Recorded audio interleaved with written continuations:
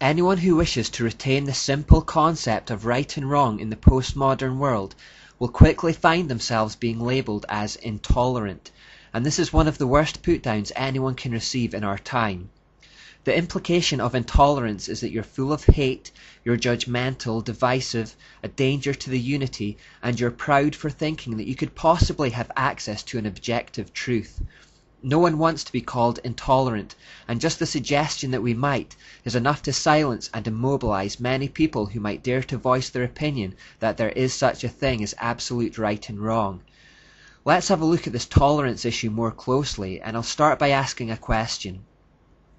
Should we tolerate breathing? Or should we tolerate eating cheese sandwiches? I think most people would say that's fine. But should we tolerate murder? Should we tolerate rape? I think most people would say no, that we should be intolerant of rape and murder. So actually it turns out that there are things that should be tolerated and things that shouldn't. It turns out that there are things that it's good to be intolerant of. This seems so simple, and the Bible confirms it.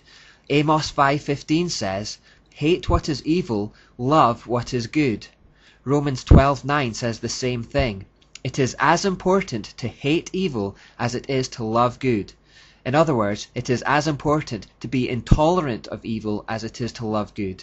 So just like that, the postmodern idea of tolerance completely unravels. The fact is that we are all intolerant of some things, things we deem to be evil, and tolerant of others, things we deem to be good. We all find ourselves quickly referring to a concept of right and wrong to decide what should be tolerated and what shouldn't. We don't think murder should be tolerated because we think it's evil. We think eating cheese sandwiches should be tolerated because that's good, that's fine.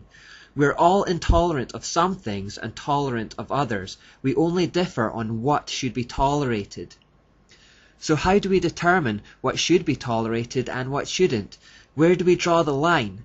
Should we tolerate abortions? Should we tolerate gay marriages? To the people who hold unity as the highest ideal, the answer is always yes. Everything that anyone wants to do is good, so it should be tolerated. Let everyone do exactly as they please, all the time. Now this sounds quite loving and noble on the surface, but you will notice that when you say, let others do what they want to do, you automatically reserve that privilege for yourself. Let others do what they want to do automatically implies, let me do whatever I want to do. And let me do what I want to do doesn't sound so noble and loving. In fact, it sounds exceedingly selfish and immature. And that is the real bottom line of this idea of tolerance. The cult of tolerance is a very egocentric, selfish and self-centered view of existence that says, don't make me feel bad about my immorality. Don't bring up any ideas of right and wrong that sear my conscience and trouble my spirit. Just leave me alone to do whatever I want to do, and I'll let you do the same. And if you try to confront me, I'll call you intolerant or judgmental or hateful to immobilize you. Now, interestingly, the golden rule of Satanism is, do what thou wilt shall be the whole of the law. In other words, the core principle of life as a Satanist is to do whatever you want all the time. Everything and anything is allowed if it makes you feel good and works for you. So this cult of tolerance conducted in the name of peace and unity has actually created the perfect conditions for the world to live under a completely satanic philosophy. We tend to think that being outright satanic is to drink blood and dance around cauldrons naked, but the essence of Satanism is far more mundane than that. The essence of Satanism is simply to do what you want. That's why Satanists regard My Way by Frank Sinatra as one of the most satanic songs of all time. With the idea of right and wrong taken out of the way, and everyone living according to their own selfish desires and calling it good, and with objectors immobilized for fear of being called intolerant or judgmental, everything has now become permissible. In this system, we have become our own gods, able to establish our own moral system, our own individual set of subjective truths. There's a saying that for evil to flourish, all it takes is for good men to do nothing. This is what has happened. I can illustrate this by using a scene from Star Wars. Anyone who has watched Return of the Jedi will remember the climactic fight scene where Luke Skywalker is watching the evil Empire destroy his friends. Luke is understandably getting quite angry with the evil emperor as he sits cackling in his chair. Luke notices his lightsaber, and thoughts go through his mind that he could grab it and kill the evil emperor right then and there. The emperor encourages him to do it, saying that if he gives in to his hatred of evil, he will have turned to the dark side and will become evil himself. Luke Skywalker is then rendered completely immobilized. See how this twisted thinking works.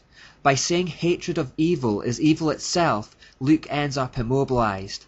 Similarly, by saying intolerance of evil is evil itself, Christians are immobilized. No one wants to be thought of as intolerant, and so with Christians doing nothing, evil is allowed to flourish. No one will stand up to it, and all of a sudden the golden rule of Satanism, do what thou wilt shall be the whole of the law, rules the land. The cult of tolerance has imposed a standardless standard upon the masses, and our culture has slipped down a moral black hole. You can do anything you want unchallenged, because if anyone dares to say anything, they are being judgmental and intolerant of your truth. This is incredibly clever work by Satan, to have so successfully dressed up rampant self-centered immorality by the names of tolerance, unity and peace. Even more clever that it has rendered Christians unwilling to challenge it. Christians have generally gone into retreat and decided to conduct their faith behind closed doors. We're afraid that if we make truth claims in public, we'll get branded intolerant, and that's been enough to make us shrink back. We have slowly let the command to love our neighbour deteriorate into the politically correct cop-out of leave your neighbour alone. If we are to halt the decline in our nations, then we have to learn to recognise what this system is doing and stand up to it. We have to get the Star Wars philosophy out of our minds and replace it with the biblical command to hate what is evil and to love what is good, and to make the distinction between the two based on God's word. It is not good to be tolerant of evil. It is not good to be tolerant of murder. It is not good to be tolerant of rape. It is not good to be tolerant of any sin. So if we are called intolerant, then good. It shows you have a sense of right and wrong. See that accusation for what it is, and attempt to immobilize you from speaking God's truth into the world.